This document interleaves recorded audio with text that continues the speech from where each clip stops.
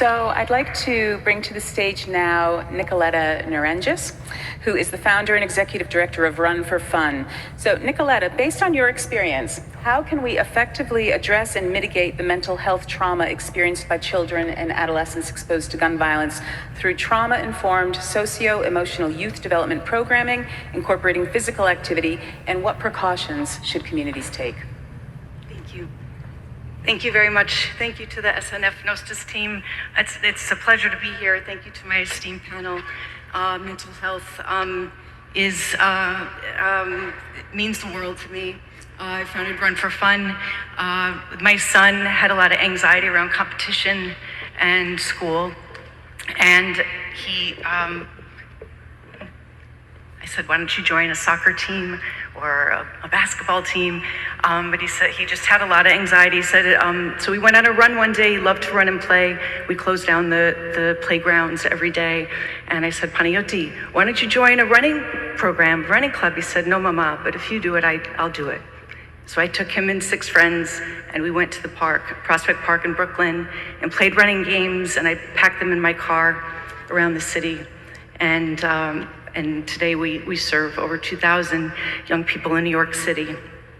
There are countless stories and experiences of young people throughout New York that speak volumes to the healing power of physical activity to mitigate trauma.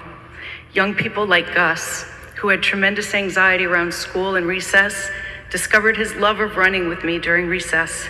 He raced to school on days when he could run laps, and his friends would jump in and out as he rounded the playground to chat, and he would wave to me every time he passed. Gus completed equivalent of 4 marathons that year, and today, as a young man and one of our coach mentors, leads play-based running games on that same yard and throughout the city with kids like him. Meeting young people where they are, providing them with a safe, nurturing, and inclusive space where their voices are always heard, where they choose what games to play, capture the flag and tag our favorites.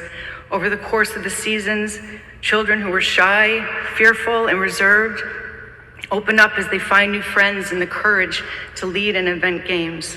They challenge themselves in ways they did not know were possible. Our trauma-informed socio-emotional curriculum is full of themes of the week, weaved through running games, supporting mental health wellness, team and community spirit, leadership, and goal setting.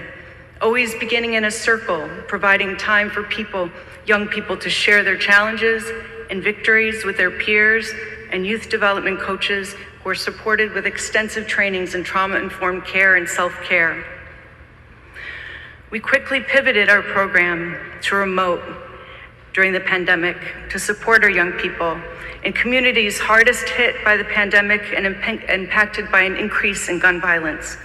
We resumed in person with young people, including a young girl at our Queens school who, as a result of trauma, began our program nonverbal, only speaking with her sister. Collaborating with the principal and the school psychologist to best support her. Together with her coaches, she helped set up relays and games, and each week participated more and more with her peers and coaches. By the 5th week, she began speaking during sessions to her peers and our coaches. The school psychologist communicated to us that since she started the program, she began speaking with her peers during school. By the end of the season, she asked us if she could lead a game of tag.